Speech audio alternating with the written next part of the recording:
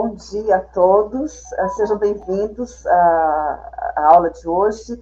Good morning to everyone, welcome to this morning's class. It's great to have you back, and it's an immense pleasure to welcome our guest speakers for today. So I'd like to welcome Nanci Pittelkow, who is an activist of the homeless workers movement, the MTST. She's been in the organization since 2018, and she works in the political formation sector. She coordinates the program Barraco, a live stream that debates academic works about the MTST and groundwork with popular thinkers and educators. She's a journalist with a degree from the School of Communication and Arts of the University of São Paulo, ECA in USP, writer and scriptwriter. She has worked in the areas of corporate communication, public relations, and currently works in independent journalism. So it's great to have you here, Nanci. Thank you very much for accepting our invitation to bring the MTST point of view, experience, perspective to this class. And I'd like to welcome and thank Professor Munir Nuseibah. He's a human rights lawyer and academic based at Al-Quds University, Jerusalem. Thank you very much for accepting the invitation, Munir. He's an assistant professor at Al-Quds University's Faculty of Law, the director and co-founder of Al-Quds Human Rights Clinic, the first accredited clinical legal education program in the Arab world, and the director of the Community Action Center in Jerusalem. He holds a BA degree in law from Al-Quds University and LLM in International Legal Studies from the Washington College of Law of the American University in Washington, D.C., and a PhD degree from the University of Westminster in London, UK, where he acquired after successfully defending his thesis entitled Forced Displacement in the Palestinian-Israeli Conflict, International Law and Transitional Justice. So thank you very much, both of you, for attending this class. Basically, the idea is that you will present your experiences and point of view all around forced displacement, ethnic cleansing. Nanci will begin speaking about the MST experience in São Paulo. Thank you very much.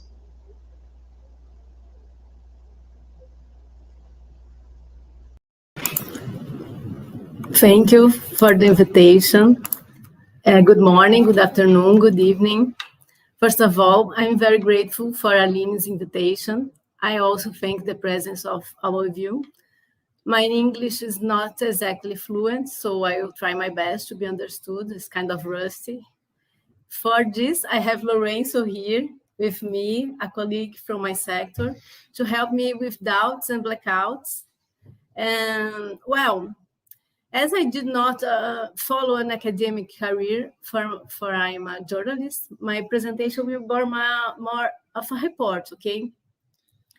I'm here representing the homeless workers movement of Brazil, Movimento dos Trabalhadores Sem Teto, MTST.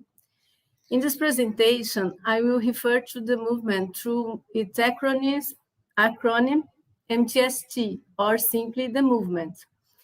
I am a part of its political formation sector, as Arlene said. In the last class, you talked to Cássia Bechara of MST, correct?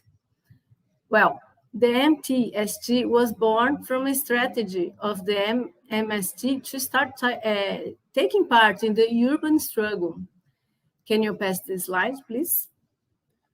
Before talking the beginning of the MTST and presenting a short history of the movement, let's talk about the struggle for housing. In Brazil, many rights are denied, and housing is among the main ones. Housing, or the lack of security of a large part of the population in relation to having a place to live, is an expensive demand and an important mobilizing factor. We don't have recent updated statistics for Brazil today, but the housing deficit is estimated to reach more than 10% of the population. This means about 20 million people who effectively need a roof over their heads. How do all these people live? Obviously, not all of them live on the streets. Homeless people have reached the limit of exclusion caused by unemployment, lack of decent housing, and mental illness caused by lack of opportunities. Most of the homeless in Brazil are not living on the streets, but they are workers, even if informally and without legal rights. And next, please. And who are the homeless? Most of them, including those who are in the movement, are people who live with relatives. Let's take an example. Ejane Maria is a member of the MTST, and she was elected for a legislative seat in the state of São Paulo last year, 2022. And she still lives in the back of her former mother-in-law house with 4 children. Next. The second group come those who spend too much on rent. That is, who stop buying food and other basic needs to be able to pay the rent and not live on the streets. This is a common situation. There is also a part that lives in poor constructions, slums, and tenements.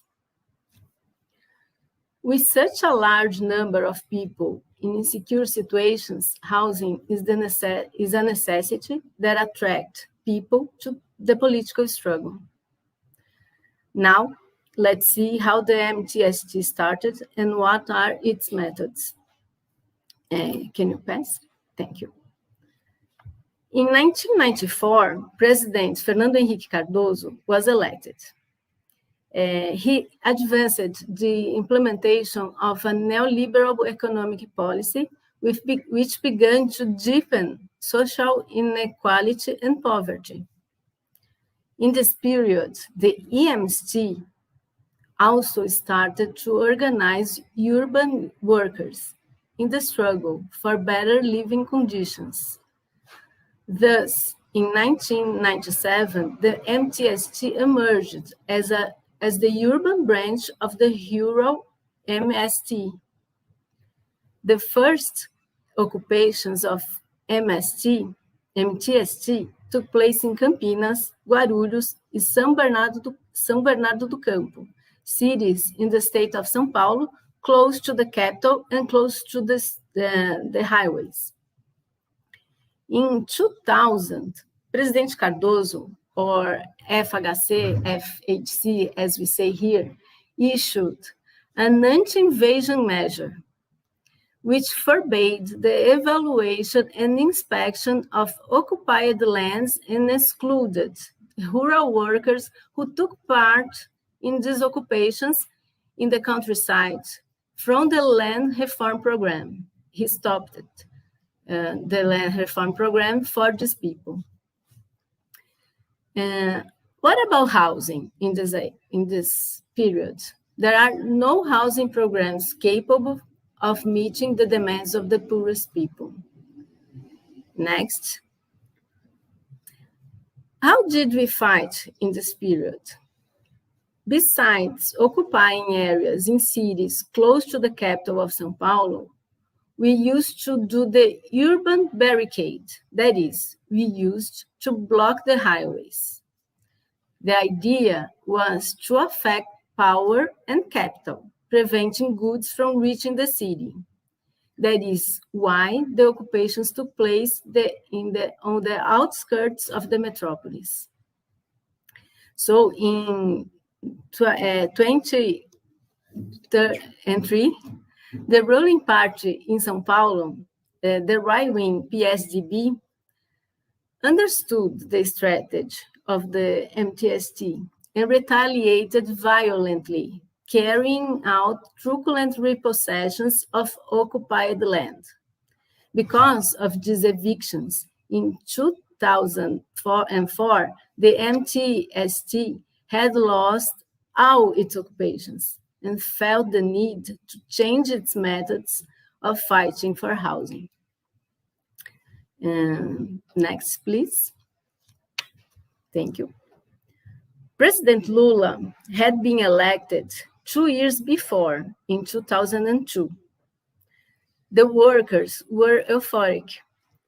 They believed that a popular government and a president coming from the people could combat homelessness, finally. In 2005, the MTST reborn with the Chico Mendes occupation, gathering 800 families. Through the new experience of this occupation, the movement has managed to accumulate strength to continue the struggle, independently of concentration of people in a specific plot of land. Thus, even after eviction, people would remain organized in order to claim their right to housing.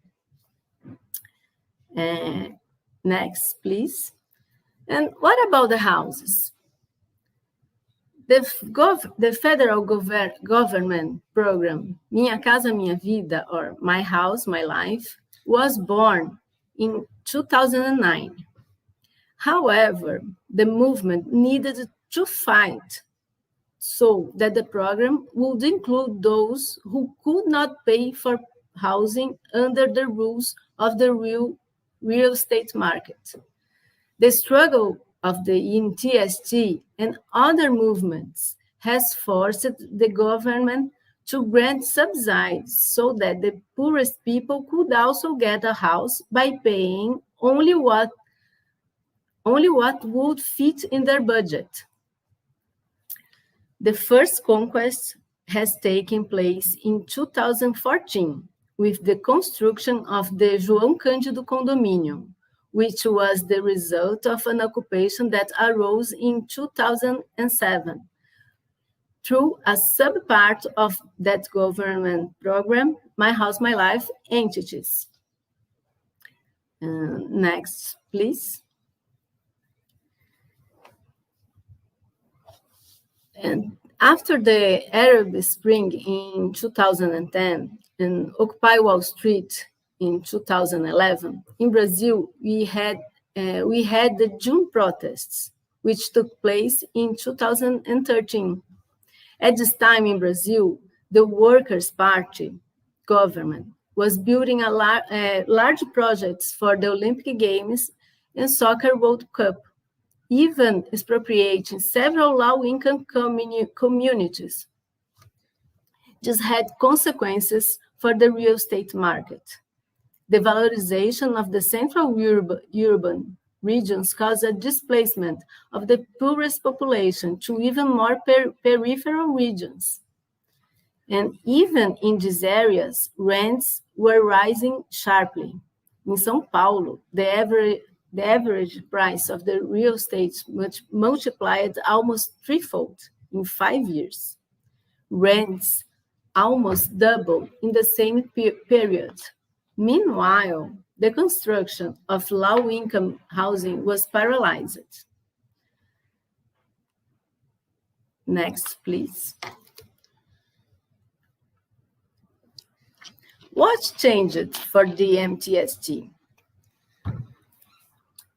As I have said, large mobilizations have taken place in Brazil in 2013. First, starting from protests against the rise of the bus fare in São Paulo.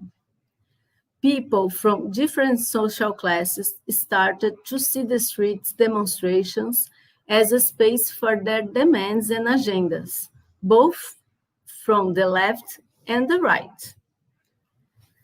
Because of the combination of dissatisfaction and the difficulty of paying rent, the periphery also has taken part of the struggle.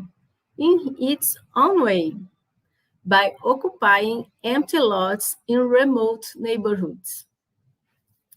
At this moment, the MTST took advantage of the political effervescence and the people's revolt. So it started new occupations all over Brazil. Before 2013, there was a rhythm of 3 to 5 occupations per year, but there were more than 10 occupations in 2013 alone. The MTST also organized demonstrations that questioned the staging of the soccer World Cup in order to point out the lack of public policies for the most needed. At this time, the movement began to be recognized all over the country and out of the country too. It is in this context that MTST occupied the land for the first time in the capital of São Paulo, including the occupations Faixa de Gaza and Vila Nova Palestina. Only the occupations Vila Nova Palestina in the Jardim Ângela neighborhood, located at the extreme south of São Paulo, more than 8,000 families have joined the struggle. I will say more about this occupation in a while. Next. But why is occupying a method for the MTST? The Brazilian Constitution was promulgated in 1988, after the end of the civil-military dictatorship and the re-democratization. It includes in Article 5, in short, the Constitution assures the right to private property. However, in subsection 23, it states, property shall serve its social function. That is, a landowner cannot keep land or building without use under the terms of the law. So, in subsection 24, we have the rules for expropriation. It means that the government is the government that must expropriate and compensate the owner. In practice, what happens is that expropriations would never happen without political pressure from the people organized in occupations that flag land that does not fulfill its social function. All the achievements of the MTST and of the MST are the result of occupations, demonstrations, protests, and years of negotiation and struggle of the landless and the homeless. Next. And why do we call occupations New Palestine Village and Gaza Strip? In 2012 and 2013, Brazilian diplomacy began to support the Palestinian state. At this time, the leftist social movements, which already saw the Palestinian struggle as a sister struggle, began to make this support explicit in their symbols. The MTST usually baptizes its occupations with names of historical Brazilian fighters. But it felt natural in that moment that the Palestinian struggle would be honored. I show here an example of this. And this is a commemorative publication in Occupations Residents Group, which happened precisely on the International Day of Solidarity with the Palestinian people, Today, November 29, is the International Day of Solidarity with the Palestinian people. 6 years ago, tonight, the Vila Nova Palestina occupation was born, an MTST occupation that received this name in solidarity with and in honor of the Palestinian resistance. There is still too much to conquer, many battles to win, and a beautiful history of struggle to be written. The struggle has no borders. Free Palestine, long live Vila Nova Palestina. Today, the residents live in great anxiety because the disputed land has been declared a social interest zone since 2016. The previous mayor committed to starting construction this year, 2023. Now, the current mayor wants to draw off on what had already been negotiated. So they are very anxious. But I think you will better understand our struggle from the words of our own militants and residents of the occupation. I have brought here one video of them for this presentation. Thank you very much, and I will ask for Victoria to pass the film, and thank you for the listen.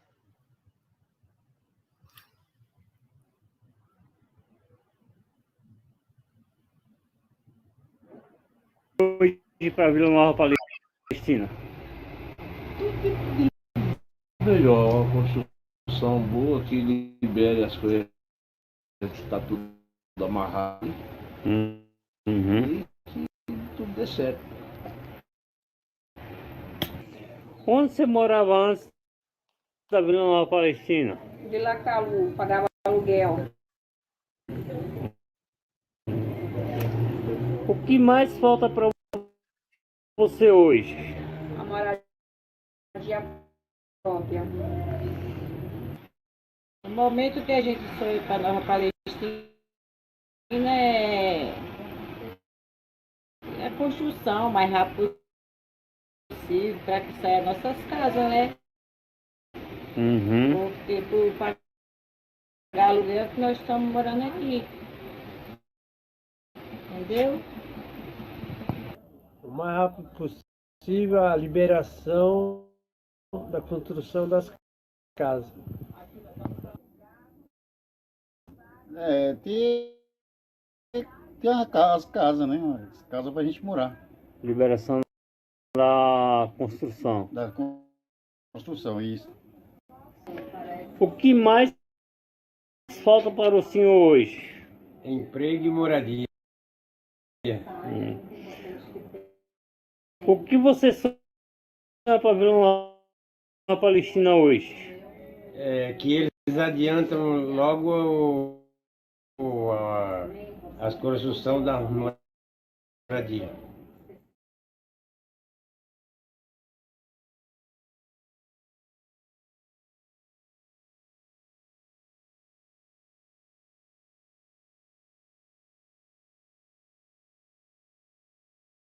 São Paulo é a cidade do cachorro, é uma cidade sem dono, entendeu? É uma cidade que quem comanda é os governantes e os patrões. Não tem pra gente, não tem chão. Estava tendo a ocupação no Valo Velho, na João Cândido. Minha mãe passou e falou assim: olha, você gosta de fazer teatro e você está aqui se acabando, vai lá para dentro ajudar o pessoal. Eu não entrei, na época não entrei por moradia, mesmo não tendo onde ficar, tinha acabado de separar, não sei onde ficar, e voltei para casa da minha mãe que morava no aluguel. Eu fui para dentro da ocupação, mas para um escape mesmo, para não ir para o lado errado. E fiquei. Aí, depois de eu estava com uma semana, entrei para a coordenação do movimento. Uma semana de movimento. Aí foi que eu comecei a fazer luta para colocar minha mãe em um lugar, tentando aproveitar que eu já estava na luta por moradia, aprender como é que funcionava, porque eu vim de uma família que não aceita a ocupação, a invasão, não aceita isso. Meu pai, principalmente. Mas meu pai não aceita, minha mãe paga aluguel. Eu falei alguma coisa errada, né? Eu sei que meu pai sempre procurou ensinar o caminho certo, mas ele também não sabia de tudo. Então eu vi que o caminho que eu estava dava para conquistar alguma coisa. Não é dado, não é de graça. A gente tem que lutar muito, todos os dias, viver na luta. E graças a Deus hoje minha mãe está dentro do apartamento dela, está pagando, mas está dentro do apartamento dela com essa luta do movimento. Não tem como não lutar, né? É aceitar uma luta com dignidade, uma luta melhor, porque pobre não tem como não nascer e não lutar. A gente luta para sobreviver, luta para comprar o pão, luta para pagar o aluguel, luta para pegar um ônibus, luta para voltar para onde quer que seja, mesmo que não seja nosso, mas a gente luta para voltar para nossa família. Então a gente nasce lutando, porque é negado não só moradia, não é negado só saúde, transporte, mas a educação também. A gente é muito privado de educação, então às vezes a gente não sabe lutar por não ter educação. Não ter uma educação de qualidade para saber os caminhos da lei que a gente possa fazer com que isso funcione. O meu sonho é que já era para ter acontecido, né? Que fosse cumprido o que o Haddad assinou. E a Vila Nova Palestina, quando a gente foi para lá, ela tem 1 milhão de metros quadrados. É uma área da faixa da Guarapira, e na faixa ali tem somente 10% que era liberado para moradia. No governo Haddad, se eu não me engano, em 2014, a gente conseguiu transformar numa área de ZEIS e que passasse para moradia 30%, em torno de 300 mil metros quadrados da área. O equivalente a 3.500 apartamentos. Gente, não é muito porque precisa de moradia.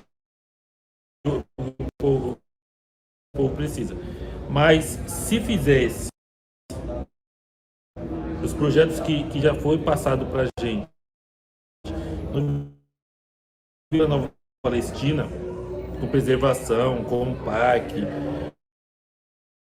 com funcional, a moradia com o ecológico, para mim, se saísse do papel aquilo, para mim já estaria maravilhoso.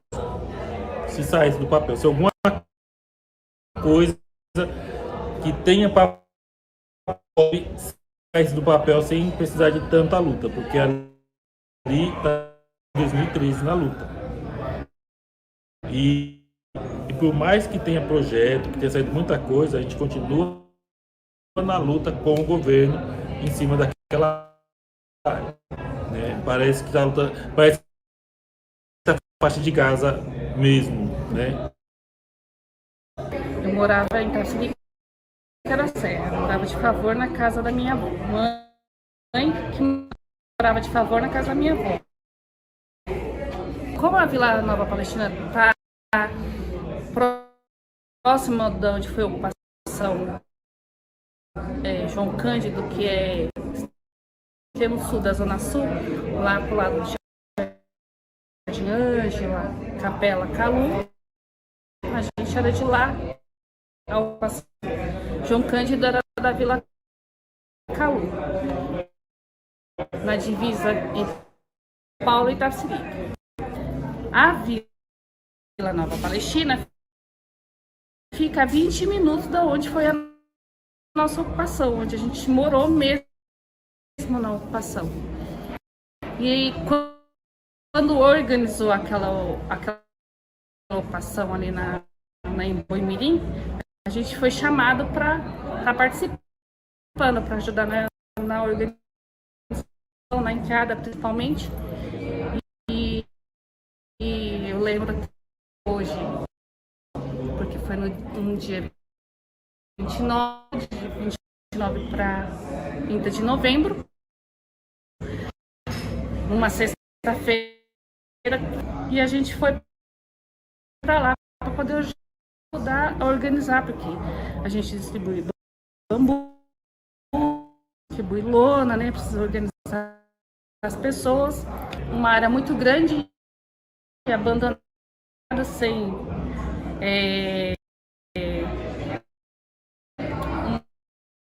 um destino, né, para moradia, para nada, na realidade, um terreno abandonado, um terreno muito grande, muita gente precisando. A gente sabe que existe dois lados na periferia, né? O lado que quer lutar e o oportunista, né? O déficit habitacional lá na Zona Sul é muito difícil. A gente acabou de ver o Ocupa Centro, que foi por causa da Palestina, porque o prefeito está querendo morder o terreno, né? Um terreno muito bom. Se ele for destinado à moradia, a gente sabe que não vai ser construído barraco, não vai ser construído uma favela, vai ser construído um condomínio. Eu tenho esperança, sim, de daqui mais uns 2 anos a gente passar ali pela Boimirim e ver um condomínio maravilhoso com as pessoas de luta ali daquele terreno, porque tem gente ali que entrou, tá ali desde o começo, né? Você é de São Paulo? Da Bahia. Da Bahia. Quando você veio pra cá? Tem tempo, hein? Acho que tem uns 20 anos por aí ou mais. Você sente que, assim, São Paulo é uma cidade que te acolheu, que te recebeu bem, ou sempre se sentiu meio deslocado na cidade?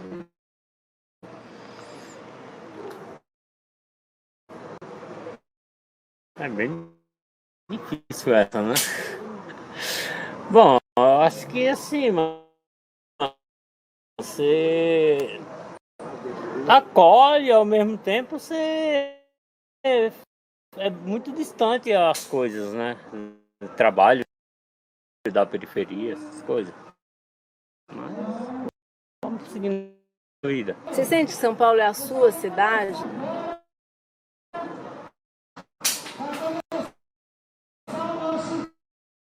No momento sim. No momento sim. Eu tô aqui, né? Então. E como é que tá a situação da Vila Nova Palestina? Bom, a Palestina é uma ocupação que ela já vem se arrastando para 10 anos, né? Tem o povo, o pessoal que mora lá, né?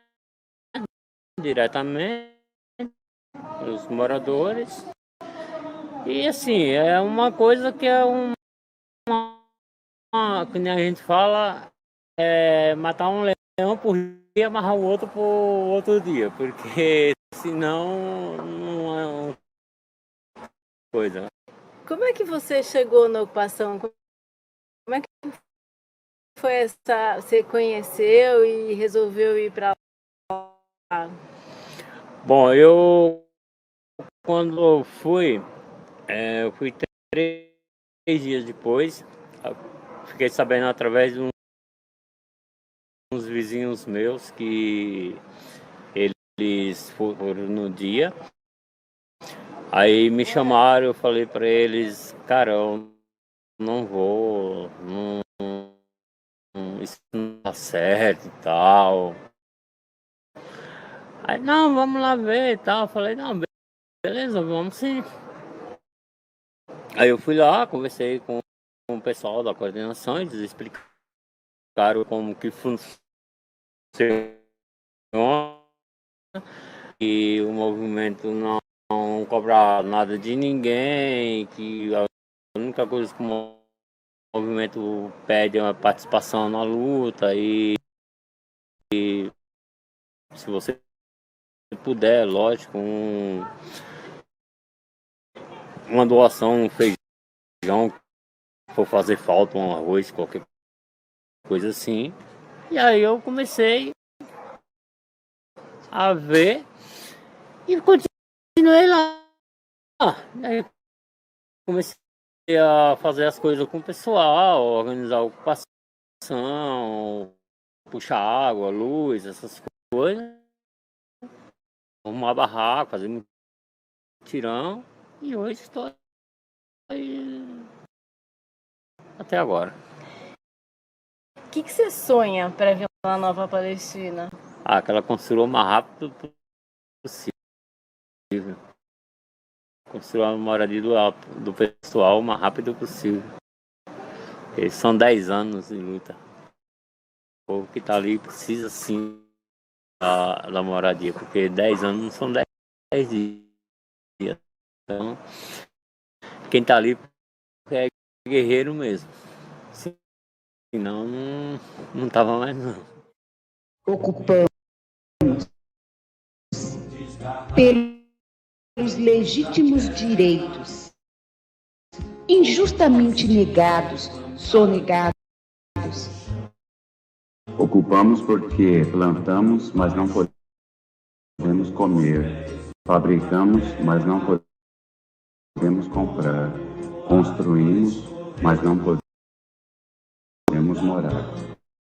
Falta saúde, já arrancada no berço, proletária não tem tempo de amamentar. Esperamos em fila.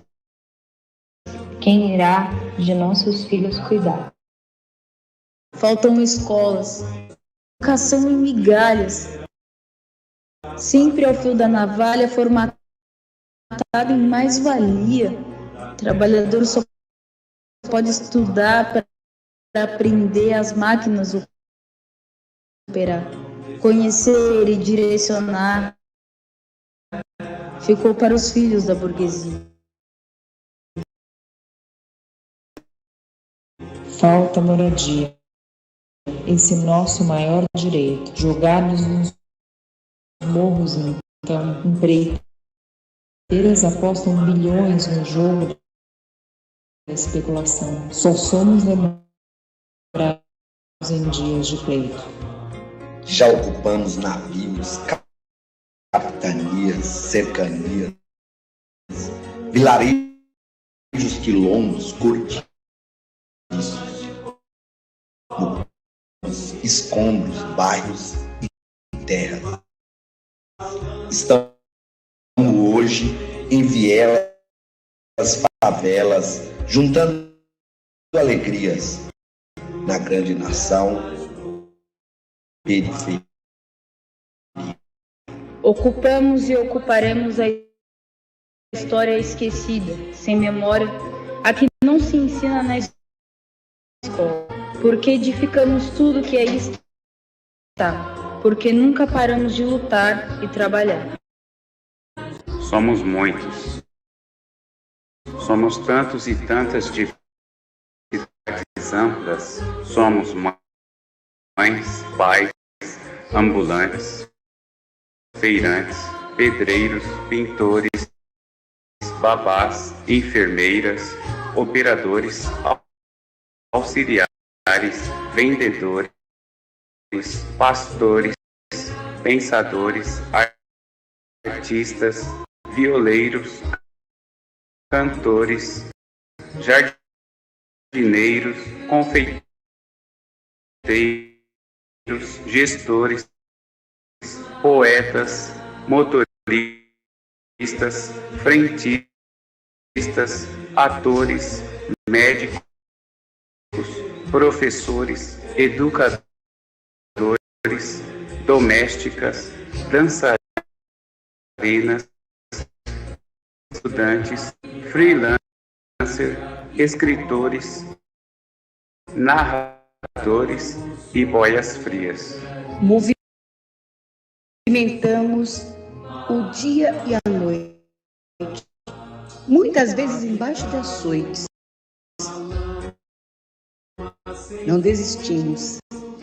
Temos fibra e orgulho de saber que somos trabalhadores, garantindo o preço, porque somos os verdadeiros donos do mundo.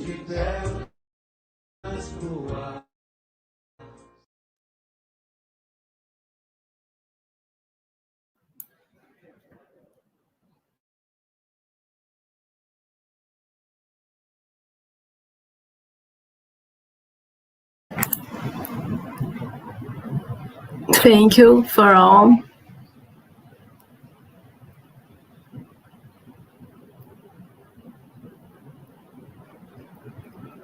Thank you.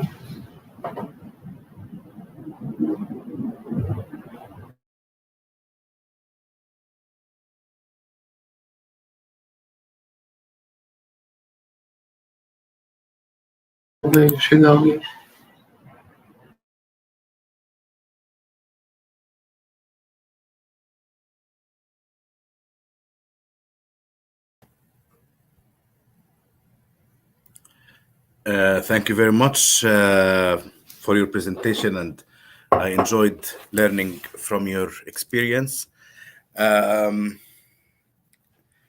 So my name is Munir Nuseibah, and I work at Al-Quds University. I teach international law at Al-Quds University, but I also head a center called Community Action Center that provides legal aid to Palestinians in the old city of Jerusalem. And I feel it's important to give a background about my work, especially the Community Action Center in this case, because my center is involved on a continuous basis with providing legal aid on areas where the Israeli legal system targets and persecutes the Palestinian population, especially in Jerusalem. My presentation today will be focusing on the different ethnic cleansing measures that the Israeli legal system and political system has been using since the Nakba, and we are now around 3 days after the anniversary of the Nakba, the 75th anniversary of the Nakba, since the Nakba until today. So next slide, please. My presentation will be focusing on the different measures that have been taken since 1948 until today. Of course, they will not cover everything, but this cartoon, drawn by a Palestinian cartoon artist, says the Arabic words above say قانون الإبعاد, which mean the law of deportation. And I find it very expressive to put it here because you can see how it does express and reflect how the Israeli legal system itself, and it's not one law actually, it's several laws, focus on the displacement of the Palestinian people on a continuous basis, because basically when Israel was started and built in 1948 on 78% of the Palestinian land, the Jewish population in Palestine was already a minority, and the idea of creating a Jewish state meant for those who created the state that a majority should happen. And since 1948 until the current day, we have been witnessing different displacement measures that the Israeli governments in plural and the Israeli legal system have been introducing. Next slide, please. So I will start by giving this background. In when the Nakba happened in 1947 to 49, it's usually famous as the 1948 Nakba. The population of the Palestinian population in Palestine was basically 70% were non-Jewish, 30% were Jewish, and the idea was to create a Jewish state, and therefore the Zionist organization, which is the organization that carried the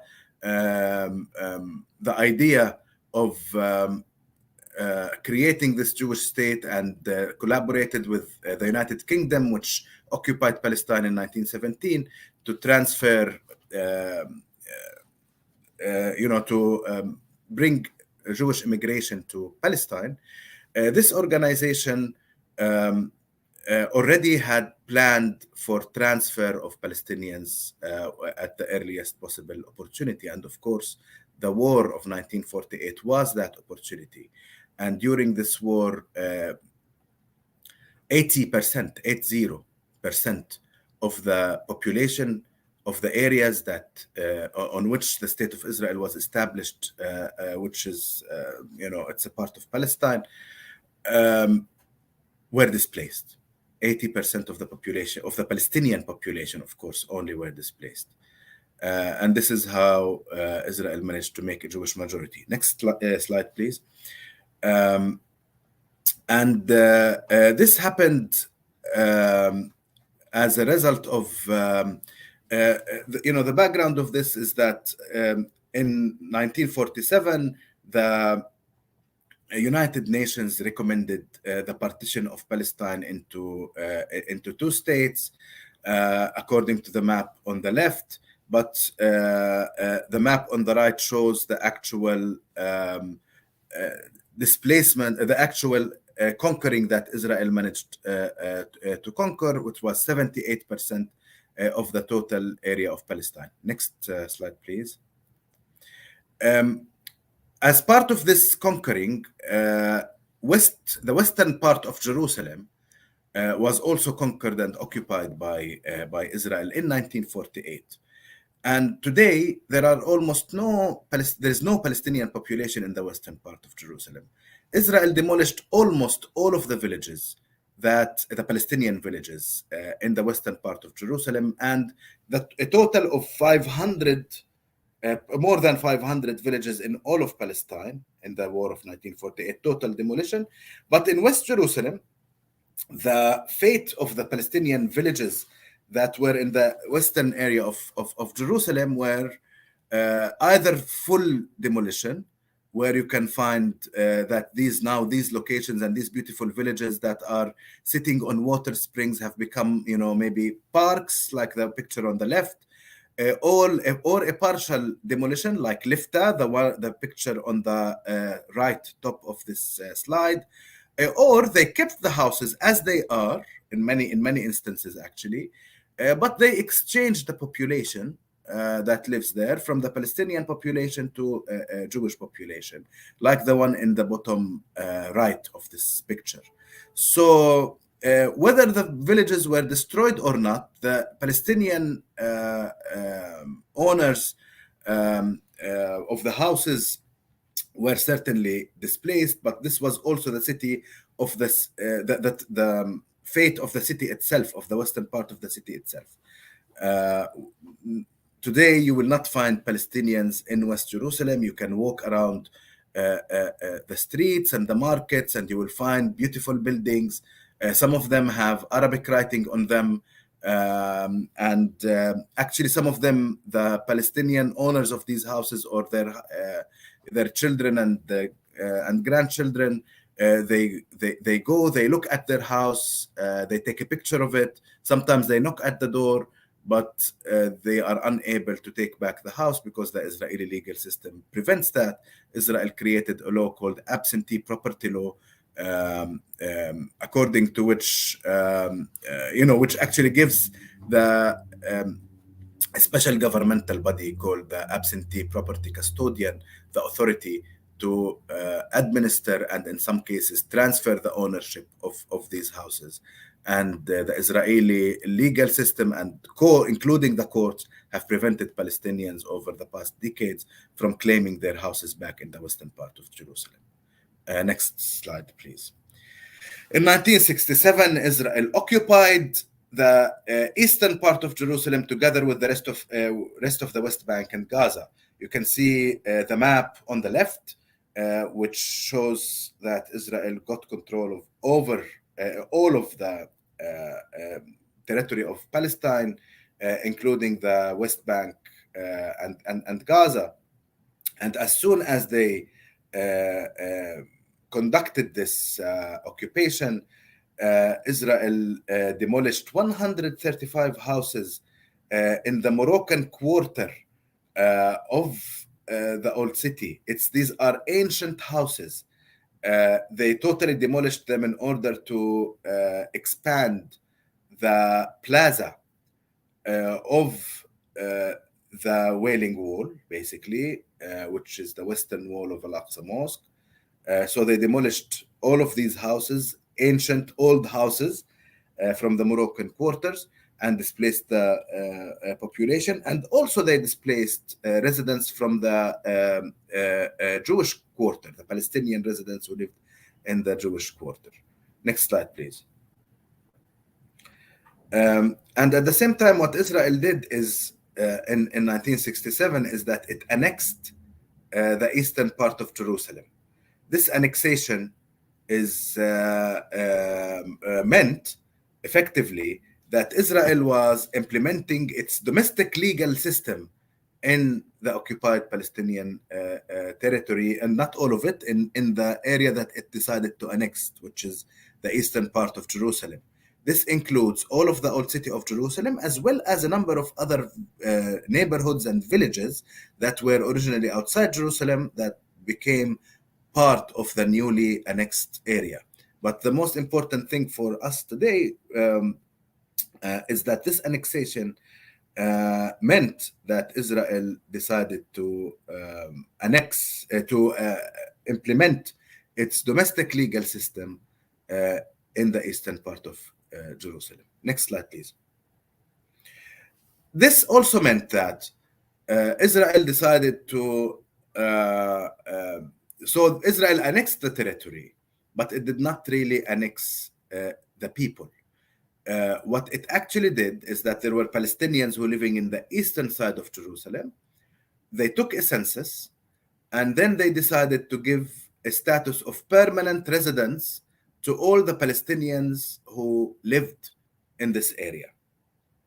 This permanent residency status meant that the Palestinians who continued to live in this area were not citizens of Israel, do not get the rights of citizens, but were only residents whose actual presence in the city would allow them to continue living in it. Basically, they introduced a residency revocation policy. This residency revocation policy was based on a number of laws that Israel introduced. At the beginning, Israel used to revoke residencies based on either that if the Palestinian from Jerusalem leaves the area for 7 years or more, or if the Palestinian from Jerusalem gets a permanent residency abroad or gets a citizenship abroad. These were the first conditions according to which the Israeli legal system facilitated the revocation of residency.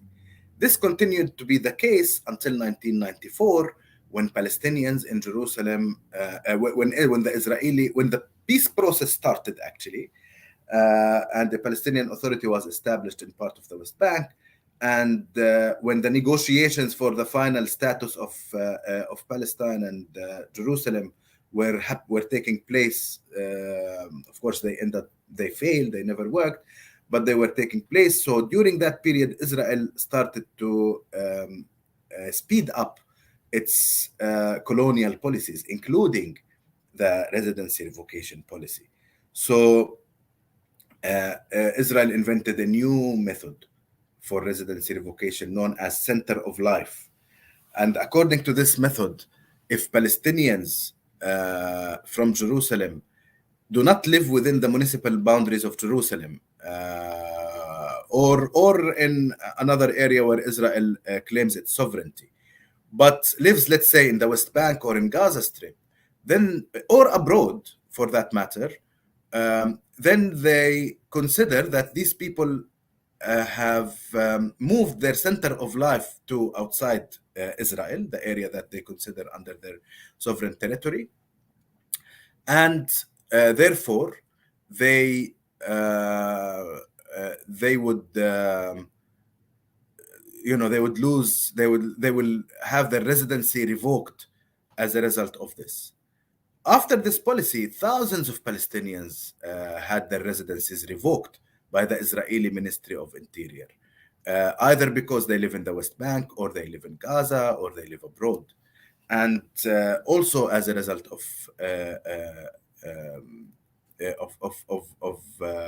so many of them tried to go back to the Ministry of Interior, tried to reclaim their residency. Many of them failed, but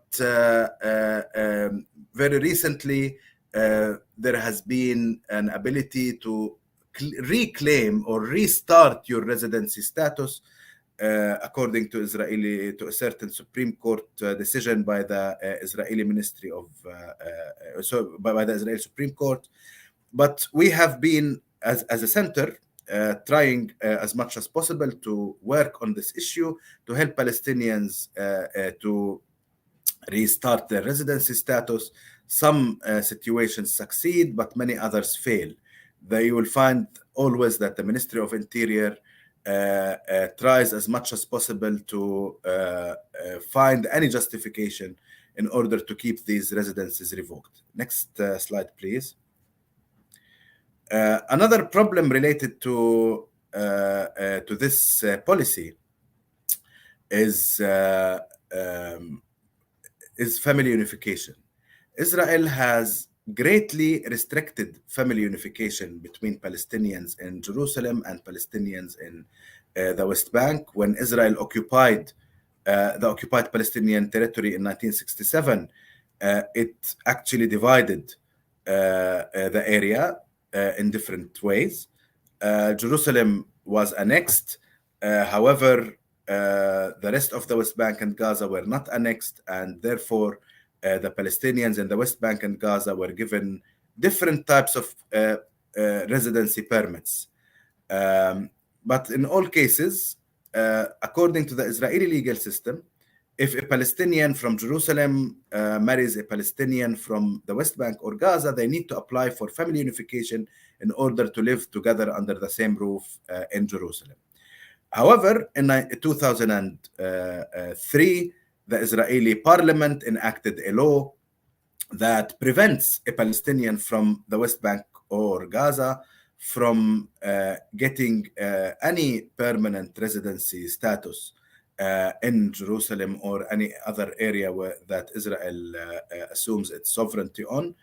And therefore, the Palestinians, if successful, they will at best get a temporary permit to stay in Jerusalem.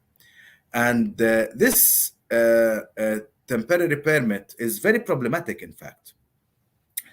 If the Palestinian spouse who comes from the West Bank or Gaza or actually 4 other countries, to that matter, Syria, Lebanon, Iran, and Iraq. They also added them to the list, in addition to the West Bank and Gaza. If these, so first I would say, if you marry someone from Gaza, you cannot apply for family unification at all. There is no temporary permit. There is nothing. You either live in Gaza and then lose your own residency revocation, residency status because of the revocation, because you have moved to Gaza, or you go abroad and you also lose your residency status. So if you marry, or you live separately, and there are families, Palestinian families, who have their family members living separately.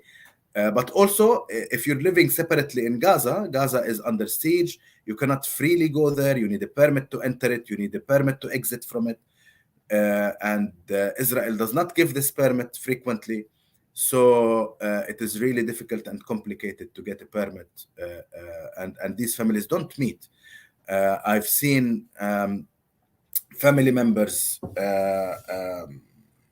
who only would meet in public holidays. Like there is a family that I know, the husband and wife only met over the past few, over the past decade or more, only met in the holidays, in Easter and Christmas. It's actually a Christian family, so they celebrate Easter and Christmas. So they only met in some Easters and some Christmases. If the father who was from Gaza managed to get a permit to enter Jerusalem and visit the rest of his family, wife and children who were in Jerusalem. So it breaks out the family in a great difficult way, unfortunately. So this is the situation if the person is from Gaza, but if the spouse is from the West Bank, you can apply for a permit for them to stay. This permit is temporary. It is dependent. It needs to be renewed every year. And the person who comes from the West Bank is totally dependent on the spouse who is from Jerusalem to continue applying the year after and the year after and the year after. And then if the spouse from Jerusalem passes away, dies, then there is nothing you can do, nobody to actually apply for this family unification process anymore, so the permit will not be renewed. Also, if they get a divorce, even if they have children, by the way, if they get a divorce, it's the same situation. The spouse who is from the West Bank will have to go back to the West Bank, even if they have no house in the West Bank, if they have no place to stay, or in many cases they will be living illegally in Jerusalem, which means without a permit. So this is the complication of the marriage issue. But I should add to this that Israel also greatly restricts residency revocation of, child registration of Palestinian children in Jerusalem specifically. Especially if a child is born abroad, or if one of the spouses is not a resident of Jerusalem. In such cases, the Israeli legal system prevents the family to register their child, and then the family will have to go through a very complicated bureaucratic process in order to register the child. In some cases, they succeed, and this is something that my center works in. So in some cases, we succeed. We managed to prove that this family is living in Jerusalem and the center of life is in Jerusalem, and therefore managed to register the child. But in some other cases, we fail. The Israeli Ministry of Interior would argue that this family is not living actually in Jerusalem, and therefore they will not register this child. Or that they lived for a certain period in the West Bank, and therefore they need a much more complicated process in order to register the child. And therefore, we have thousands of children who are not registered, either where they have an application pending in the Ministry of Interior, or rejected applications for that matter, or that they don't have an application in the first place. Many Palestinian children who are born abroad have never even started the process of child registration. and therefore it becomes much more complicated and difficult for them if they grow up and become older, 14 years old if they lived in the West Bank, or 18 years old if they lived in other places around the world. In that case, they would lose their right to be registered in the population registry.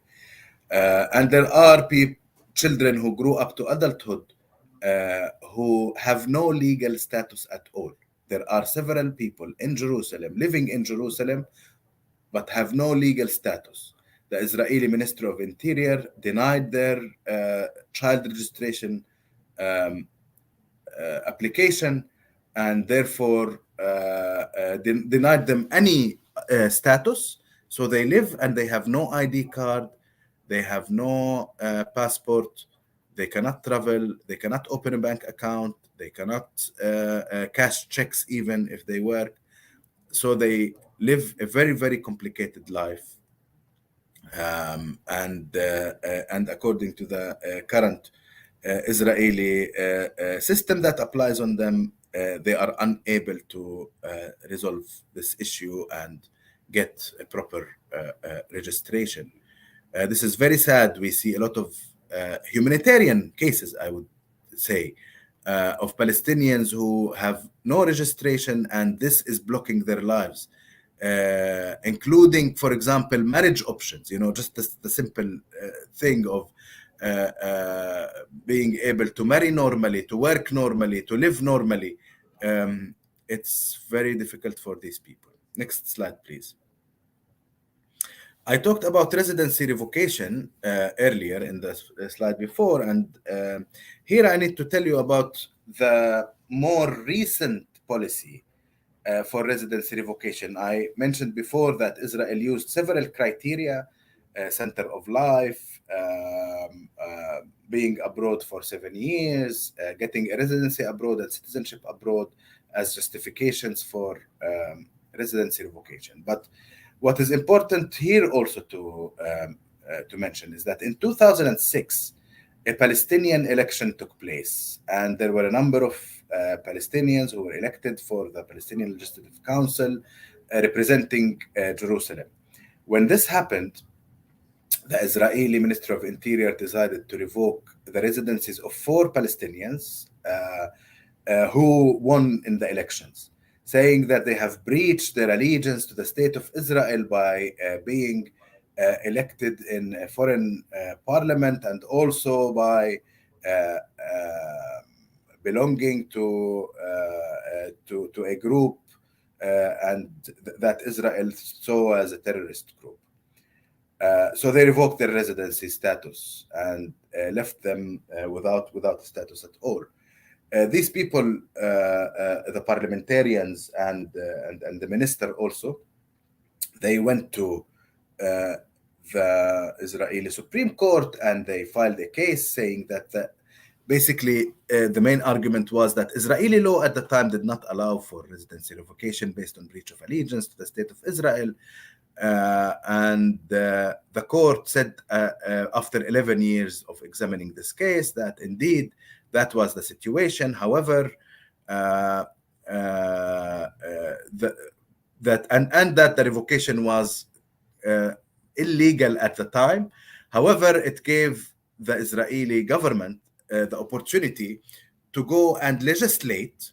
That was like the guidance of the court, to go to the Knesset, to the parliament, and legislate a law that allows this revocation. And it kept the revocation of these residencies as well as some other residency statuses that had been revoked. It kept them pending. It kept the revocation, actually. It did not cancel or annul this revocation of residency. And indeed, in a very short period of time, in 6 months, the Israeli government managed to get the Israeli parliament to legislate a law that allows residency revocation based on breach of allegiance. And actually, at the end of 2022, there was an important case of a Palestinian human rights defender who worked in a Palestinian human rights organization called Al-Damir, who had his residency revoked based on breach of allegiance. And because he had a French citizenship,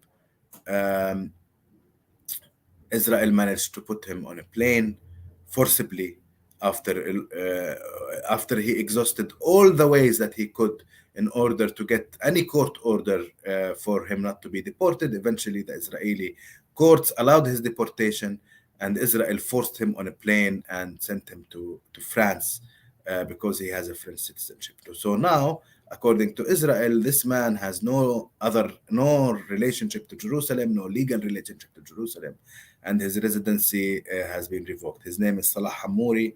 Of course, you can expand on his case if you Google him, and you'll find a lot of information about his case.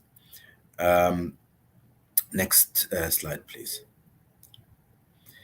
Another measure that Israel has taken is that it has built a wall in the area in Jerusalem between the city and the neighborhoods surrounding it. This specific segment that you can see, this picture was taken while the wall was being built between in a place that separates between where I live and where I work, my university. So now my university main campus is on one side of the wall, and my house is on another side of the wall. And of course, this wall has separated many families. But what is also important to mention is that there are 120,000 Palestinians from Jerusalem living outside this wall in an area that Israel still considers part of the Jerusalem municipal territory. And these people are, of course, finding difficulty accessing a lot of rights and a lot of services in Jerusalem as a result of this wall. However, in addition to this, and that's very important, there are campaigns within the Israeli political arena to consider that these areas that are on the other side of the wall, that they are outside Jerusalem, and that if that happens, many Palestinians, this number of Palestinians, this estimation, the 120,000 residents would probably lose their residency status. This is something that we are very much worried about, especially that the areas that are on the other side of the wall, they have gathered many people living there. Because especially in families where there is one spouse from Jerusalem and the other spouse who's from the West Bank, they find it comfortable to live in an area where the spouse from the West Bank does not need a permit to live, right? Because it's on the other side of the wall, so they don't need a permit, so they live there easily, and then they apply for family unification or child registration while they are living in a place where they do not need a permit initially to apply. Next slide, please. Another policy that is also very important is the policy of zoning and planning in Jerusalem.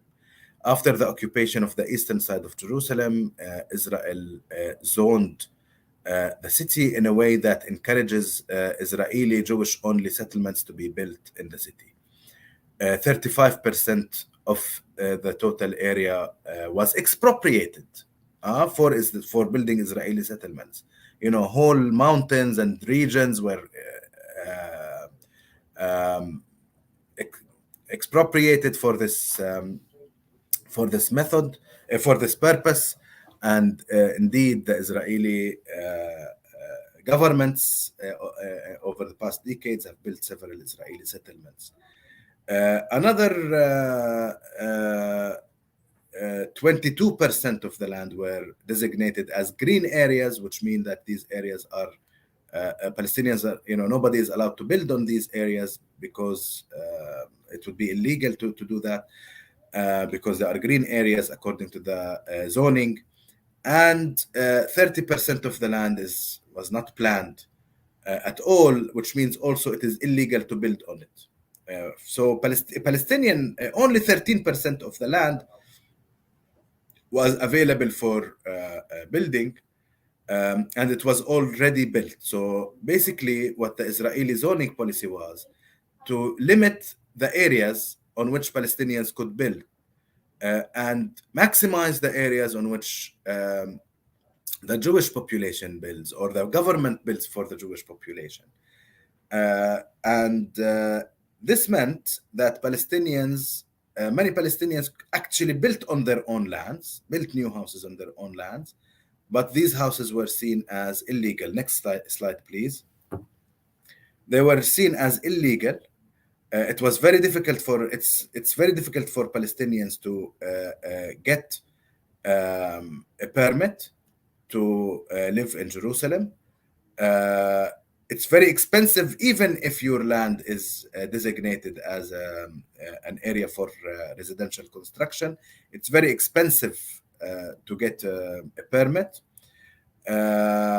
And of course, the Palestinian population of Jerusalem lives under the poverty line. 75% of them live under the poverty line. So Palestinians were not going to find the funds to, to apply for a permit, even if they can. And in many cases, they cannot because the area is not zoned for that purpose. This means that there are around 60,000 people estimated to be at the risk of having their homes demolished in Jerusalem based on this justification that they have built without a permit. We have been representing Palestinians who did that, and the maximum usually we can get is that the court allows to postpone the demolition, but the lives of Palestinians who have had their homes demolished or at risk of demolition also becomes very difficult. Next slide, please. In addition to that, there is a policy of collective punishment that Israel uses. And again, like everything else, what the Israeli government does in these cases is another method of displacement. This woman, her name is Sarah Dwayat from Sur Bahir. Sur Bahir is a neighborhood in Jerusalem. Her son was accused of throwing a stone at a moving vehicle, which led to the death of the driver. As soon as he was accused of this crime, even before he was convicted, his mother and sister who lived in their house were told that they will have to leave this house. And indeed, the Israeli government came and sealed the house. You can see the door in the picture, welded and with an iron bar also closing it, and the same with all the windows and any other door in the house, because as a collective punishment. They actually went to her and told her that this is a collective punishment, or that this is a punishment so that other people will learn and not throw stones or do other similar actions. So until today, this lady is unable to live in her house, and she's poor. She's unable to finding a lot of difficulties paying rent or finding a different place, but she was forcibly displaced out of her house until the current day. Every year she gets a property tax bill from the Israeli Jerusalem municipality for her to pay that bill, and we always give her the service, the legal service of arguing to the municipality that she is unable to live in her house because of the Israeli government policy that was approved by the Israeli court system, and therefore it's not fair for her to pay this tax if she's unable to use the house and if the house is actually sealed by the Israeli government. So this is one way of collective punishment. And next slide. The other one is demolition. This is also a house that was demolished for this woman and her children, also based on an attack that her husband conducted a shooting attack, and therefore they punished her and her children despite the fact that her husband was killed on that incident. So what further punishment can you punish a person more than killing that person? But this is the actual thing that happened. They shot the man dead on the incident, and then they started a whole collective punishment policy on his family. This is very common, and the Israeli Supreme Court has frequently authorized these collective punishment measures like home demolition and home sealing also, welding and sealing the homes. Today, the Israeli government is expanding the methods of collective punishment, and all of them are also aiming at more residency revocations. We have represented a case where a Palestinian has had his family unification permit denied, even after living in Jerusalem for several years, because the half-uncle of his wife was accused of ramming soldiers with his truck. Right? This is a case that we are representing in the Israeli court system. So what I'm trying to say here is that the methods of collective punishment are increasing, and these methods of collective punishment focus on deportation, displacement, transfer, moving people out of their homes, also going with the same policy that has started since 1948. Next slide, please. Here we find also another group of women who are suffering from collective punishment. It's a group of women who protest against Israeli settlers and soldiers and police members coming to the Holy Al-Aqsa Mosque in Jerusalem. And the Israeli authorities frequently start by revoking their membership in the social welfare system, which we pay taxes for, and the medical insurance system, which we all pay taxes for as well, and they themselves pay taxes for all of their lives, only because these women were protesting peacefully against the Israeli police and army and settlers and extremists entering Al-Aqsa Mosque. Next slide, please.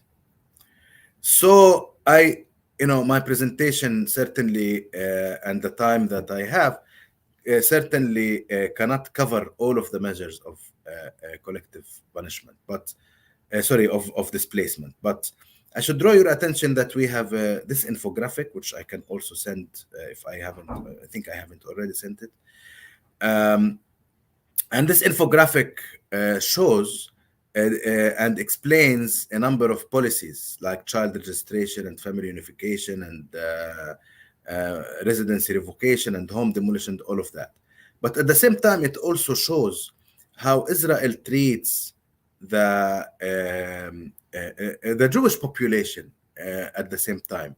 So while the Palestinians are suffering from all of this, the Israeli Jewish population does not face these types of measures, but at the same time they face an encouragement. For example, Israel gives the right to any Jew from anywhere around the world to immigrate to Israel, and once they immigrate, they can live in any place they like. They can live in Jerusalem, they can live in settlements in Jerusalem, settlements in the West Bank, settlements in in any place, or freely. But not only this.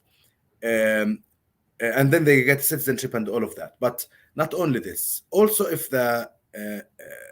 according to Israeli law, they can also invite, there is a right to return according to the Israeli law. They call it return, right to immigration to Israel, that is given to the parents of the Jew, as it is defined by the Israeli law, the grandparents of the Jew, the children of the Jew, the grandchildren of the Jew, and siblings and spouses and all of that.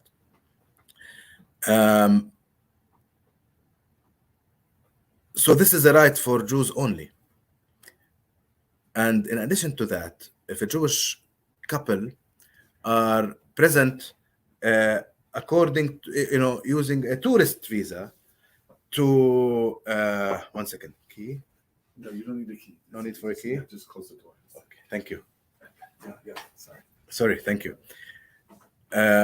So if that person, if this couple is present in Jerusalem based on a tourist visa, they are there on a tourist visa, and they have a child while on a tourist visa, and I'm saying visa because we live in Jerusalem according to a visa, but visa of permanent resident. But even if they are there in Jerusalem on a tourist visa, in such a case, the child that is born in Israel, including in occupied Jerusalem, will be automatically an Israeli citizen. So this whole issue that I talked about with child registration restrictions that the Palestinians have to suffer from, but despite the fact that they are permanent residents, according to the way they are defined in the Israeli legal system, the Israeli Jewish population, the international Jewish population, even tourists do not face. They will have their children registered as residents automatically. And this is, this will show also partly how, or the rightfulness of the description of the Israeli regime that is ruling over Palestine as an apartheid regime, and the commitment that the Israeli government is committing the crime of apartheid. This different treatment of Palestinians and Jews in the Israeli legal system is colonial. It is working on changing the demography. This is the main goal of it, and it does amount to apartheid, as clarified by different human rights organizations, including Al-Haq, Beit Salem, an Israeli human rights organization, Yesh Din, Amnesty International, Human Rights Watch, etc. And there are more and more organizations, clarifying this position today. Next slide, please. So the Israeli policies, these two pictures are pictures of, on the left, there is someone who was running for elections, and his the slogans of his election campaign is transfer. If you read the word here in Hebrew, it's a party that was called Moledet. Now it doesn't exist, but there are more extreme right-wing groups now in the Knesset also. But his plan and what he went to elections with was transfer. This is what he's running to the Israeli Knesset elections with, because it seems that this shows as an attractive symbol and plan for many people.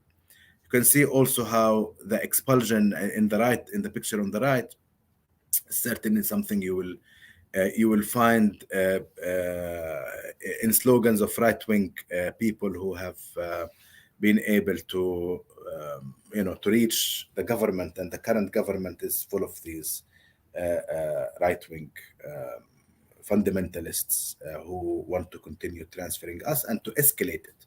Next slide, please. But at the end of the day, the Palestinian population believes in continuing to live on our land, resisting. We believe that we are rooted, as you can see in the cartoon on the right, that we are rooted. We always try our best and do all of our efforts in order not to be displaced, to stay in our lands. And this is in itself sumud, resilience. This in itself, we find it as the best resistance we can do, to stay in our lands, to stay in our houses. But also, as the picture on the left shows, this is a Palestinian refugee carrying the keys to his house that he was displaced from. So Palestinian refugees and displaced persons still work on the right of return. That's their demand, and they want to return. Thank you very much, and I am happy to go to the Q&A session.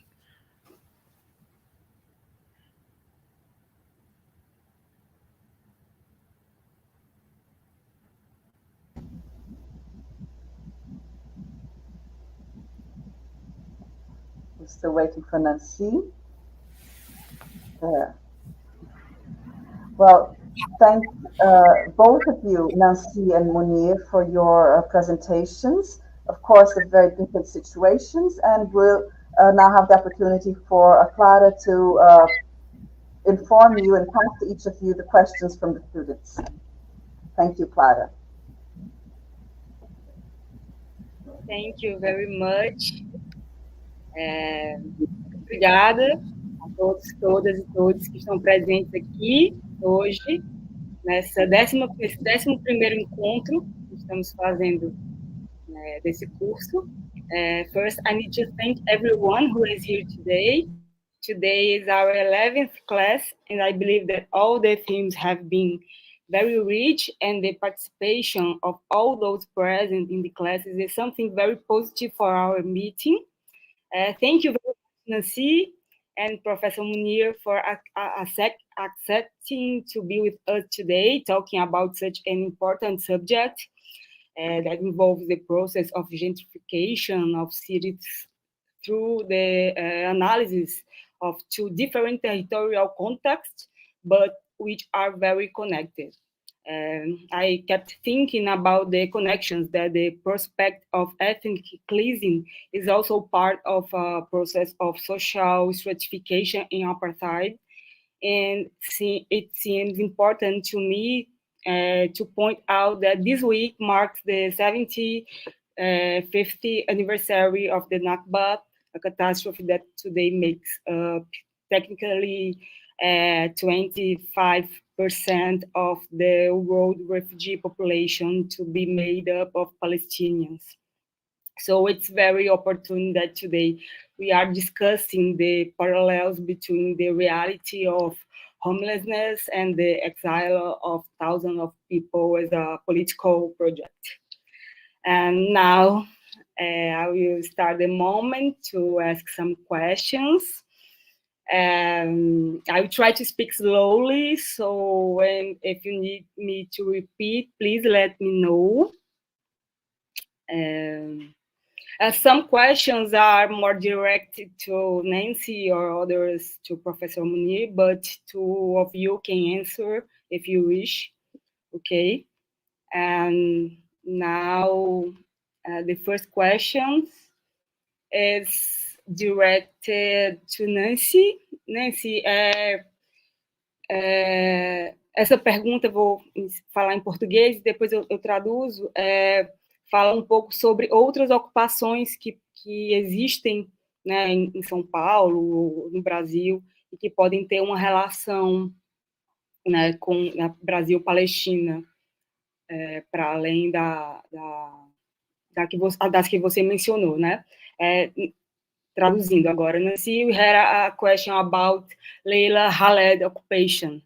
Do you know if this name chosen because of its proximity to the Palestinian left wing? Are there other occupations that relate situations in Brazil to Palestine?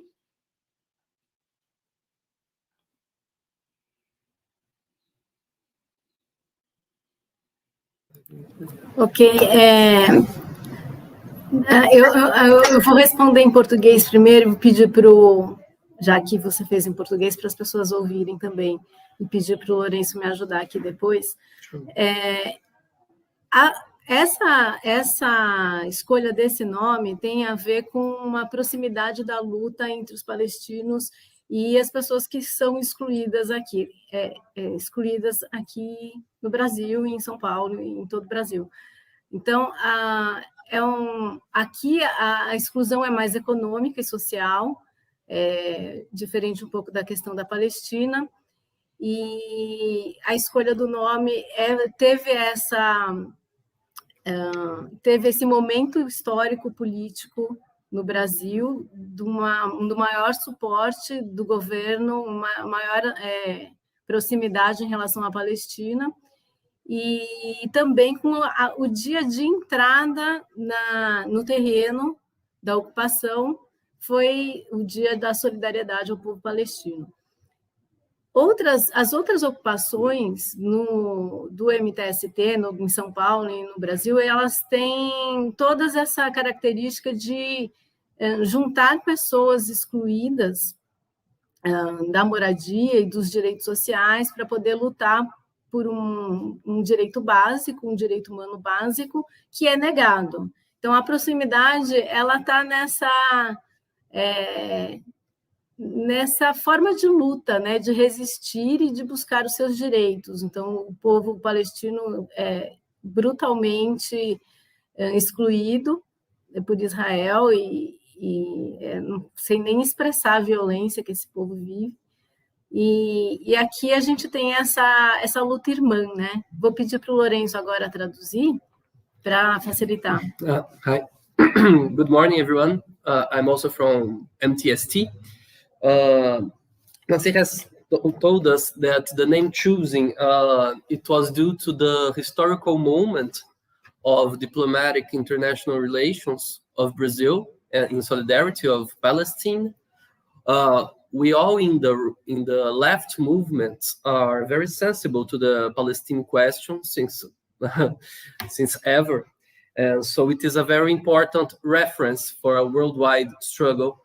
The life in our occupations seems in many ways similar to the ways of living of those excluded in the Palestinian and in other situations around the world. And we try to gather together people who are excluded from basic human rights. So the situation of the Palestinian people, we understand that it's a very brutal situation of exclusion. In Brazil, it's more of a social and an economic. It's a different situation, but it's also a more subtle way of ethnic cleansing, one way or another, an exclusion from our cities, from the center of the cities, and always towards the periphery. So that's it. The name of the occupation was due to the coincidence of the day of the Palestinian struggle also, but it remains an important reference for us. That's it. Here we cleansing. We have the cameras in the military police. Military police reduce the killing of teenagers in São Paulo. Yes, it's an informal situation, but the killing of black young people in Brazil, in São Paulo, by the military police is a very strong issue. And since they have started having these cameras on their uniforms, the killings have dropped dramatically. So it's many militants, many people from MTST had children killed by the police here.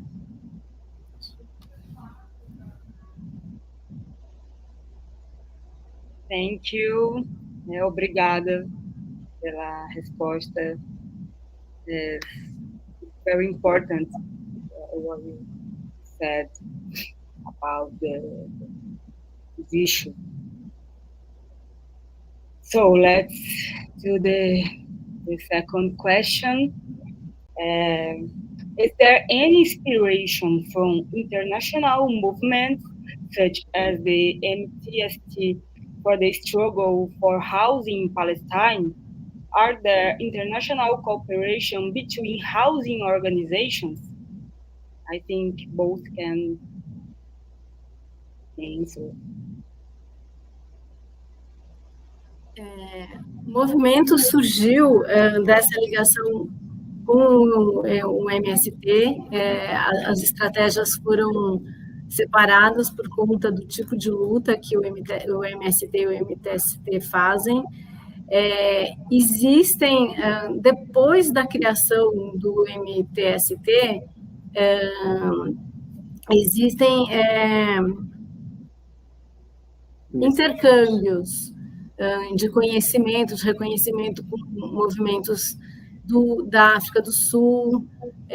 A gente tem também agora o movimento dos sem direito, que são trabalhadores informais, que surgiu a partir do MTST, e a gente tem intercâmbios também em outros países, como Colômbia e Argentina.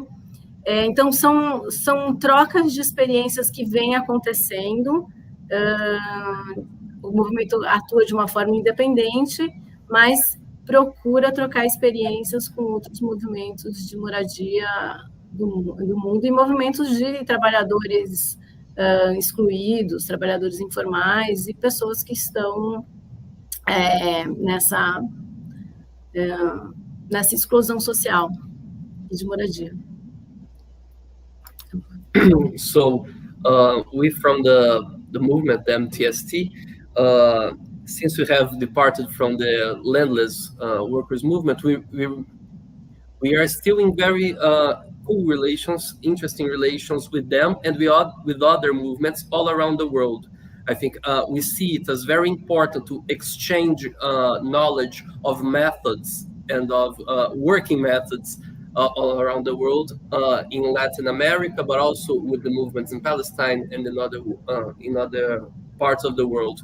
The movement has a special part of international relations that does this.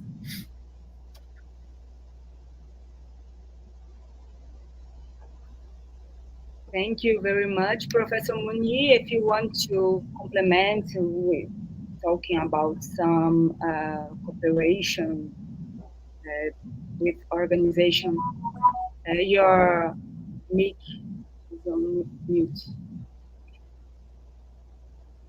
Yes, sorry. What do you want me to comment on, please? No, only if you want to. Excuse me, Clara. Excuse me. She was asking if you want to comment on any type of cooperation between your human rights clinic, your organizations, Al-Quds, and other organizations for human rights and to protect homing and housing, etc., in the world, about cooperations. Yes, there is a lot of cooperation with the world. Not necessarily. I am not aware of specific cooperation, for example, in Brazil, and I'm happy today to learn about the work the great work that you are doing in Brazil. But yes, there is a lot of cooperation, and this cooperation, for example, me as an academic, I do have academic cooperation with different professors and universities, and many other academics have the same, whether it is based on research or based on advocacy. This is all happening also with the help of many other organizations and in the world. But also I know that the Palestinian civil society is very active. It always has important links with partners from different places around the world. And I believe this is very important. In fact, the support that justice can get from international civil society is very important. It gets the word through. It gets us to reach our goals and to advance the justice cause in a much faster way. So yes, certainly.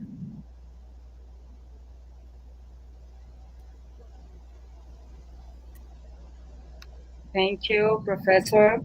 And now we had a question by Luis Henrique Junqueira, and he asks, how does the UN Human Rights Council and UNESCO, among other agencies, deal with family removal and house demolition in Jerusalem, such as the case of the Maghreb neighborhood? Yes, I'm actually today talking from New York. I am in New York for the United Nations, for some advocacy and work related to the United Nations headquarters in New York.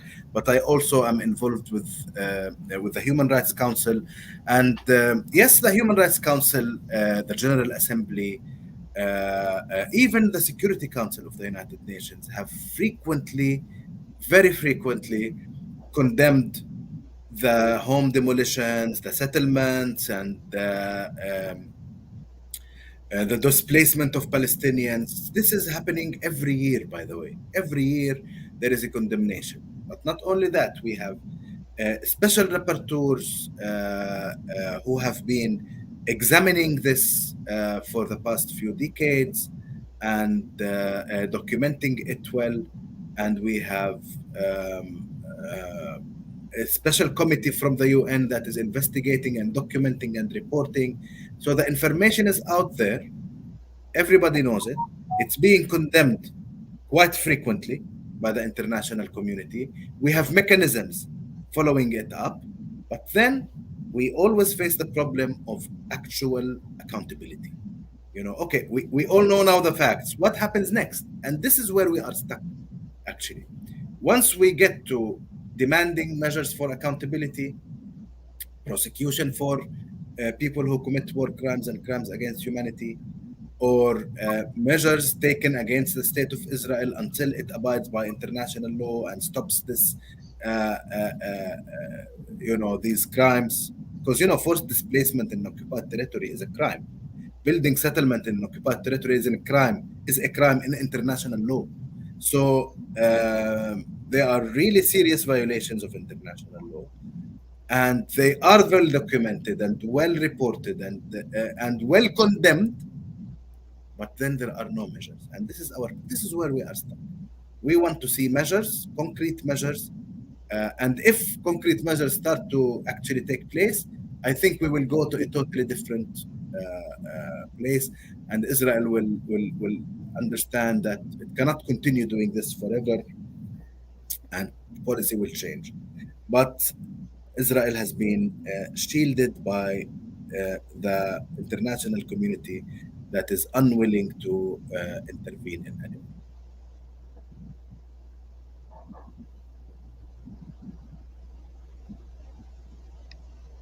Thank you, Professor. And let me see other question.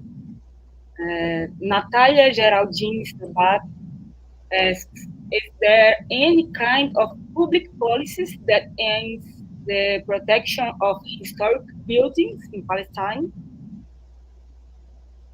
Yes, there are. But when Israel demolished the Moroccan Quarter, and you saw the pictures, these ancient houses, they did it immediately while the war is still happening, like immediately after, basically. So they took advantage of the war in order to demolish the whole neighborhood. Now, it will be much more difficult to demolish houses that old, because the Israeli law itself actually prohibits demolishing old houses. But what they do now is they try to, in many cases, to force the Palestinian population, residents of the houses, out and exchange them with Jewish residents.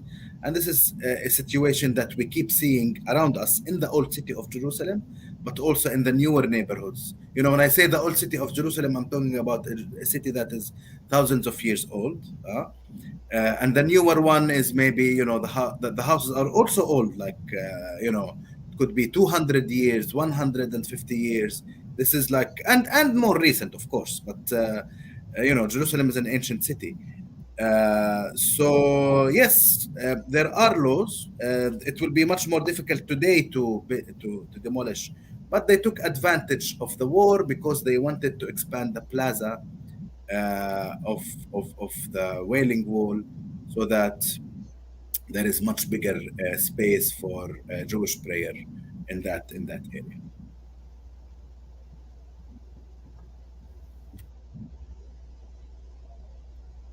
Thank you, Professor. And let me see if we have other questions. And Rafael for our team asks, how is the case for family reunification for Palestinians with blue IDs living in Area C in the West Bank, such as Calandia and other space? Yes. So usually it is the Palestinian with a blue ID, that is a Palestinian who has the Israeli residency status, who invites their spouse who has a green ID card, and that is a Palestinian who is from the West Bank, has a West Bank residency status, to live together in an Israeli area. The other way around is not doesn't happen. There is no Palestinian from Jerusalem who will go to live in Area C or in areas that are outside the municipal area territory of Jerusalem, or the areas where Israel assumes its sovereign territory. Because if you go basically to the West Bank, in very simple terms, Israel will claim that you have moved your center of life to outside Israel, and therefore you will lose your residency status. So even, and this also shows you the apartheid here. There are many Jews living in the West Bank, in Area C, in settlements that were built for them, built for the Jewish population, Jewish Israeli population. They are living there, enjoying all the rights that they would enjoy if they lived in areas under Israeli sovereignty. They participate in the social welfare, they pay the taxes, they receive the benefits, they have medical insurance, they have all the benefits of a resident in Israel. So they're not considered, for that matter, living abroad.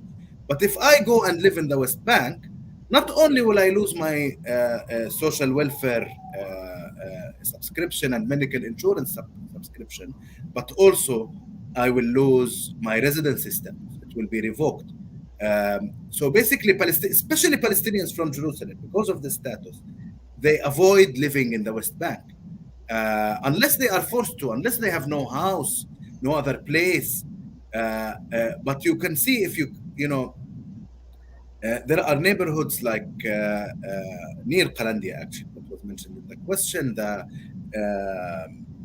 Kufr Aqab and Semiramis, the ones that I talked about them, that they are behind the wall. There are neighborhoods that are stuffed with Palestinians.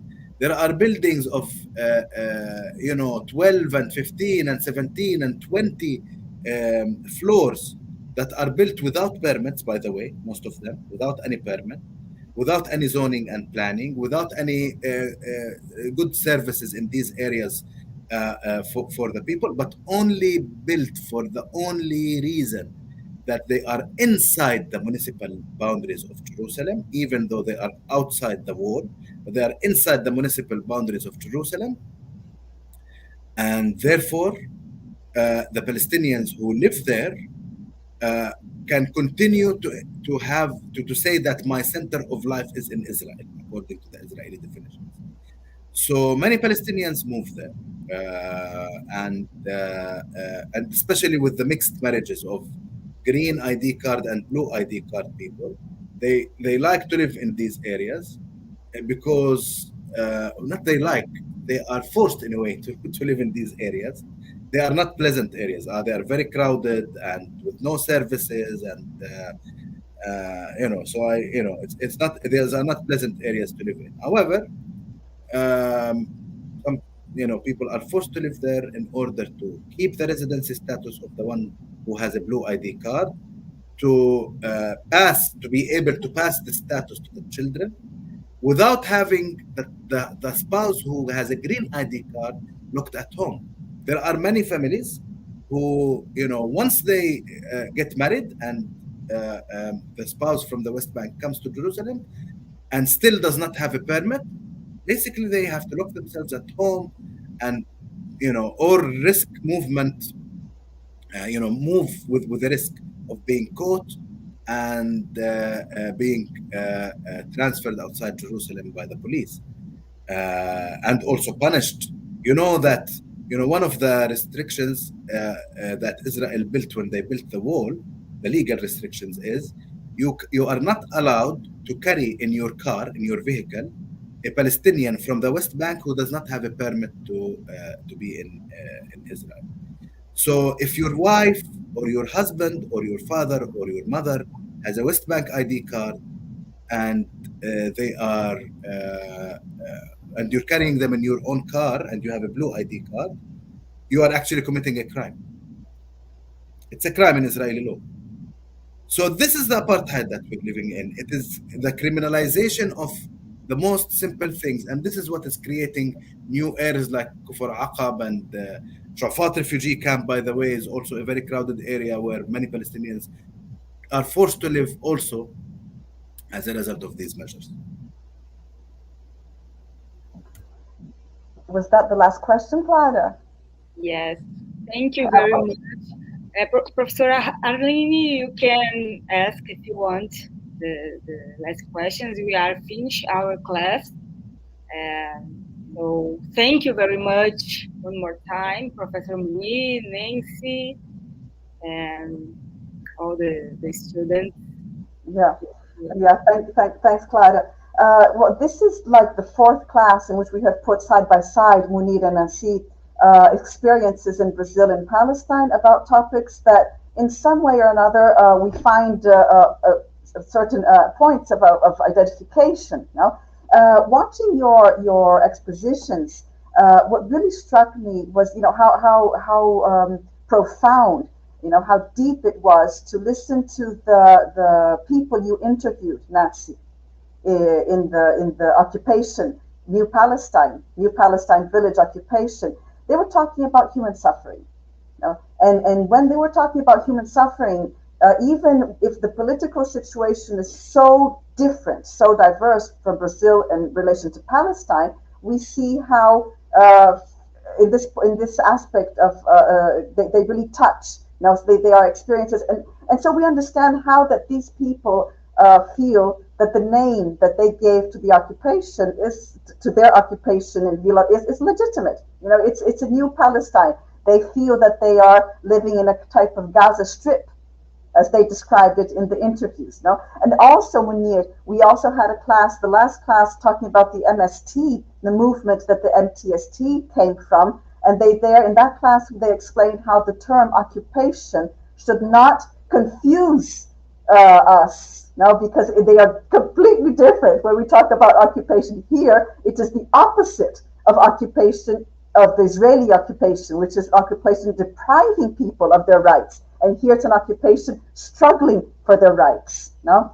And so I'd like to ask Nanci, now that you've heard Munir's exposition and all this, you know, that the MTST, Munir, today has representatives in parliament. The leader has been practically, you know, running for president.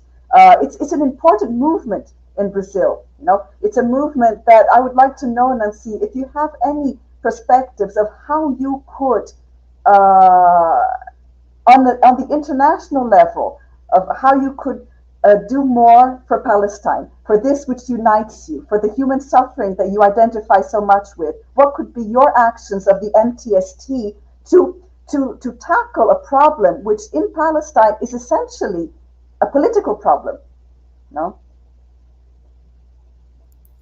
Bom,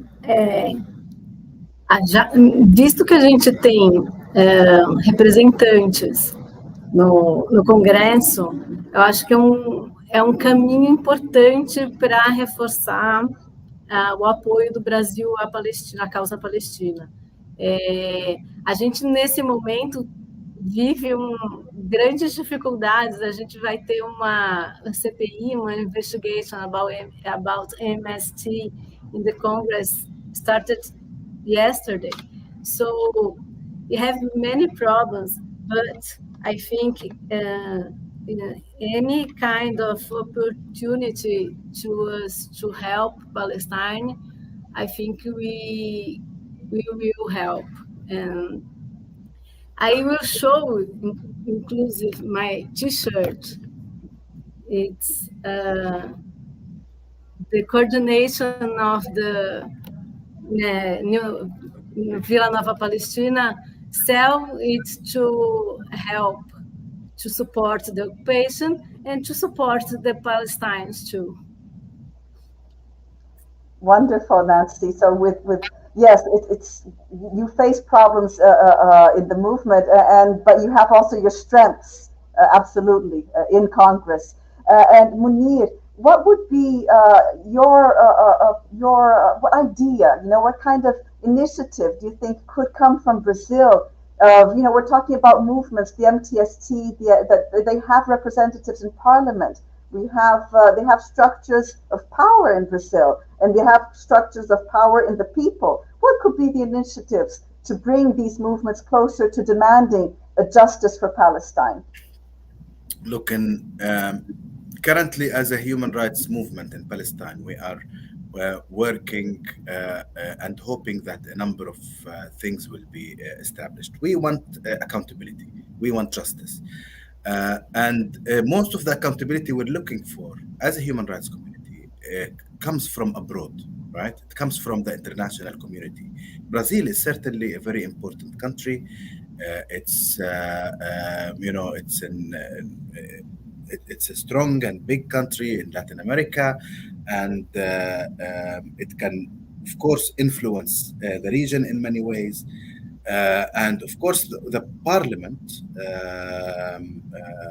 will inform or will advise and pressure also foreign policy of the state. We really need support for first recognizing and declaring publicly that the apartheid reports have been published recently. Not every state in the world is using the language yet, is expressing that this is an apartheid system that needs to change fundamentally. From my point of view, and I believe the point of view of many others in the human rights community, it is very important that that more and more countries are expressing this explicitly, and therefore also demanding accountability, and at the same time also exercising their own measures against Israel until it stops these violations. So I believe a lot can come out of the movement, basically observing the policies. I should admit I haven't really followed very closely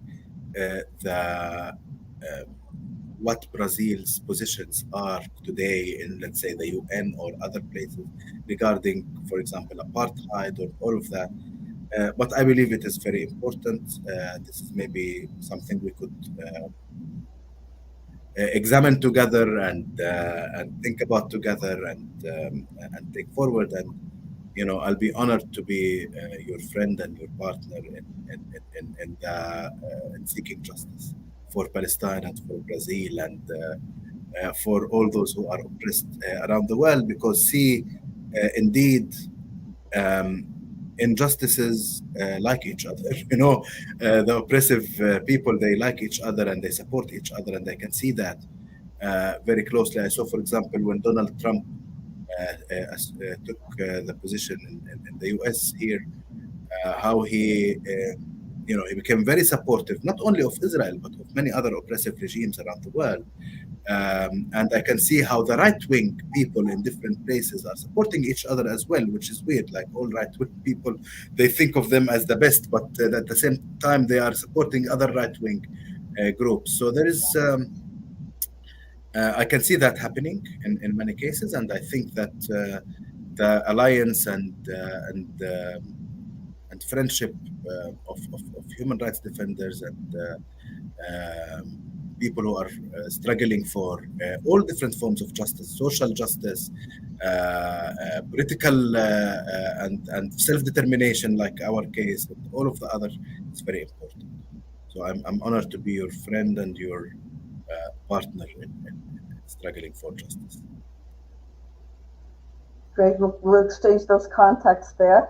Munir, just to finish, our next class is going to be by our colleague Bashir about the one state, two state. What is your vision from your position? What is your vision for way towards a solution in Palestine in terms of state organization? Yeah, look, my personal position is certainly that I would like to end up with one state rather than two states. Of course, today we are living a one-state reality that Israel is ruling from the river to the sea, but we are also living the two-states reality at the same time, by the way. So Palestine is a state recognized by the international community as such, acting as such, despite the fact that it is not independent, it is occupied, it is controlled by Israel, but still it has the status of a state in the international arena. And so we are currently in a certain confusion between one state and two states at the same time. This is the current situation, but it is oppression. It's an oppressive regime, one government, one army ruling from the whole territory.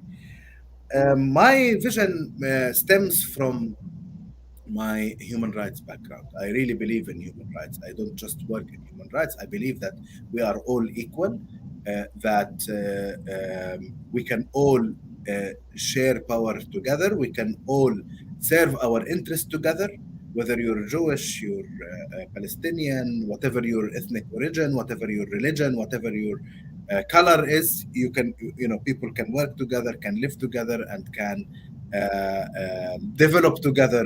It's not one versus the, it shouldn't be one versus the other. So I believe in a state that has, that's not really a national state for one group or the other, but one simple democratic state for everyone. I should mention that there are several models that people have thought about for the one state first. Those who believe in one state, there are several models. I know Bashir is subscribed to a certain model and type. I am also, I believe in a different one. They are very close and similar to each other, but there are some slight differences here and there. I believe more of in a simple state that has, that allows everybody to be living equally. And allows all the refugees to return, very important, to return to their homes in what became Israel in 1948, and then to live equally and to decide, to determine our future together as a Palestinian and Jewish population. And of course, making sure that everybody is safe and secure and that property is safe and, everything, that's very important. But I believe that everybody should be equal, basically. Wonderful, wonderful. Thank you very much, Munir, Nanci. So maybe we can keep in touch.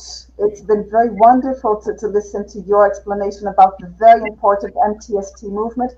Munir, whenever there's a demonstration here in Brazil, a large demonstration for Palestine, the MTST is there. They're always present. They're always together. So thank you both, and Clara, thank you so much for organizing and the whole support team for this class and the students. See you next Thursday. Thank you very much. Thank you.